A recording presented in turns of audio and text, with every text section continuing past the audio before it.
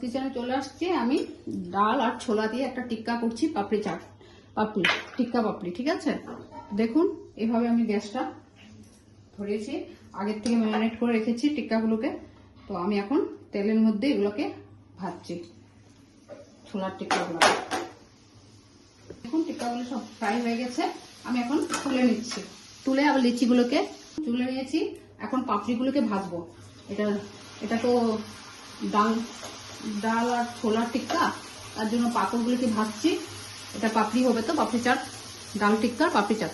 তুলে নিচ্ছি, টিক্কাগুলোকে তুলে নিলাম, পাপড়িগুলোকে এইভাবে তুলে নিচ্ছি। ফলে এভাবে দইগুলি ঢেলে দিচ্ছি। এভাবে আমি দইগুলি ঢেলে দিলাম। দিয়ে টিক্কাগুলোকে বসিয়ে দিচ্ছি। ছোলার টিক্কা, ডাল আর ছোলা দিয়ে করেছি, এভাবে বসিয়ে দিচ্ছি দেখুন। আর তারপর পাপড়িগুলো উপরে দিয়ে দিচ্ছি, এভাবে পাপড়িগুলো দিয়ে দিচ্ছি উপরে বসিয়ে দিয়ে। এখন ভুজিয়া দিয়ে দিচ্ছি, চটপট ভুজিয়া দিয়ে দিচ্ছি, টমেটো দিয়ে দিচ্ছি, কাঁচা লঙ্কা দিয়ে দিচ্ছি, কাশ্মীরি কালার মরিচ দিচ্ছি, একটু মরিচি গুঁড়াতে দিলে ভালো লাগবে দেখতে, খেতেও ভালো লাগবে, তাতেও ঝাল নেই। তারপর চাট মশলা দেব, আবার একটু উপরে গার্নিশ করার জন্য দই দিয়ে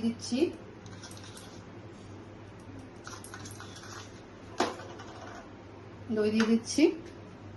আর ভাজা মশলা দিচ্ছি,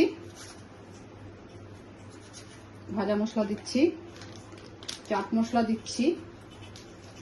দেখুন পাপড়ি চাট, ছোলা, নারিকেল দিচ্ছি,